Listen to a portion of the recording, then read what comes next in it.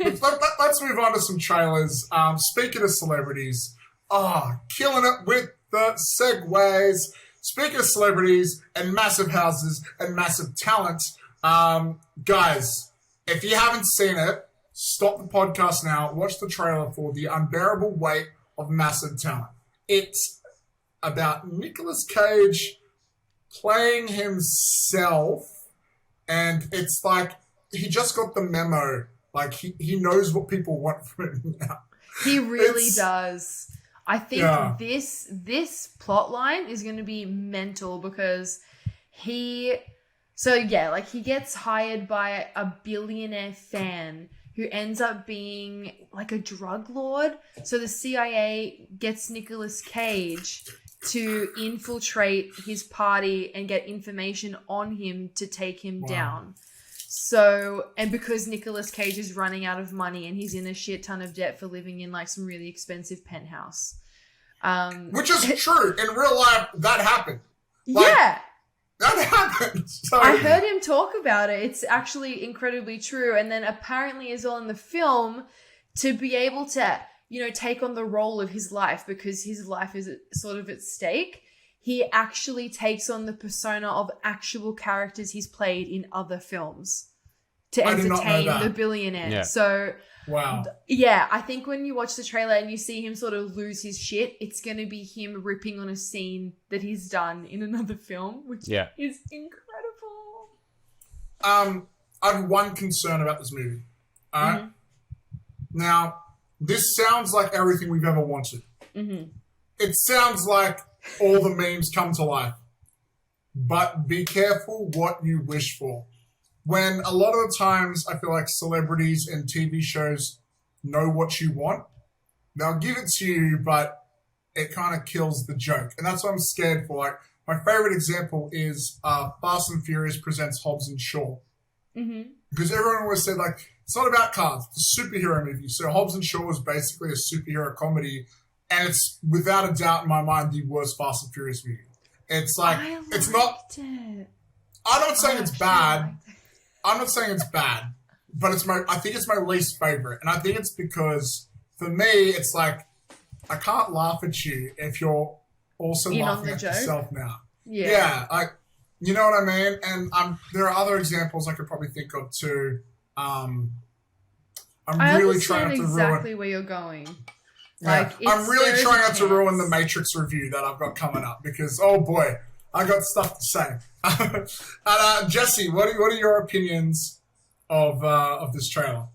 Oh yeah, this was like out of the trailers we watched, this was by far like I'm so pumped to watch this. It literally feels like a meme. And I love the dynamic between Pedro Pascal and Nicolas Cage. And I did read that thing about how he's going to be playing characters, as 80 said, from previous films like Con Air and stuff like that. So, I'm so down for this. And to be honest, I feel like Nicolas Cage is he's come back on a resurgence a little bit, with some of these recent films. I reviewed Pig earlier this year, and that was really good, and Mandy. So I'm totally down for it, and it comes across as hilarious. You saw me laughing, Matt, when I was watching the trailer.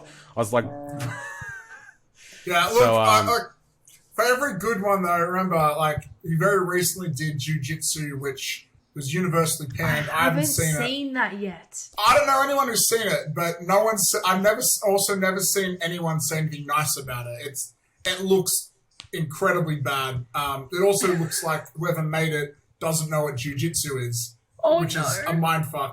But also he did, you know what, this isn't a bad film, actually. This is great, and I've actually spoken to the director of it, but Willy's Wonderland.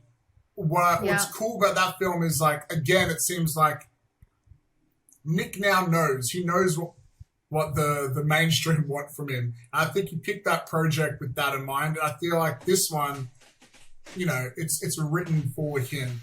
So what I'm hoping for, that this is like the Spider-Man No Way Home, the end game of Nicolas Cage. Oh my god, that's the perfect analogy. Yeah, it's got to be a celebration of Nick Cage, which is, I guess, hard to do when he's celebrating himself. But who else could pull that off other than Nicolas Cage, you know?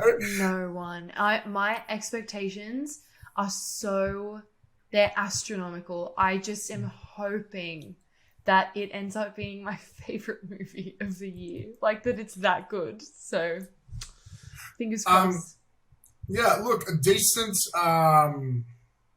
decent, what do you call it? Decent supporting cast too. I'm just trying to find it here on IMDb. You got Pedro Pascal. Quick. Yeah, like, I don't know how big of a role a lot of these people will be. Like, I'm guessing Pedro Pascal has a rather large role. Yeah. We also got Neil Patrick Harris. Neil Patrick Harris. Yeah. I'm just trying to remember the name of the guy in the car who says he's seen Con Air. He's really good.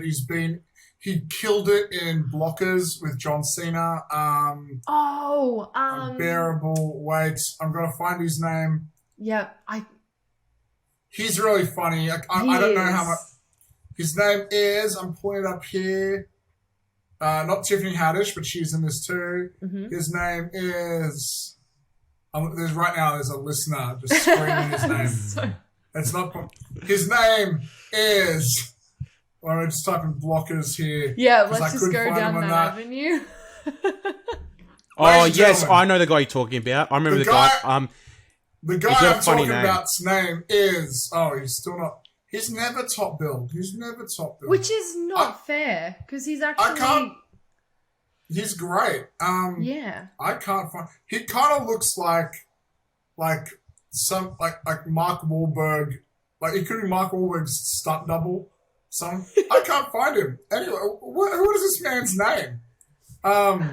Yeah, I give up. Is it Ike Barinholtz? Ike. Yeah, that's the guy. Wait, actually, I think it is. Because I remember he had a really funny name. So that's it. Yeah. What? He was in Suicide Squad? Oh, that's right. He was in Suicide Squad. He was.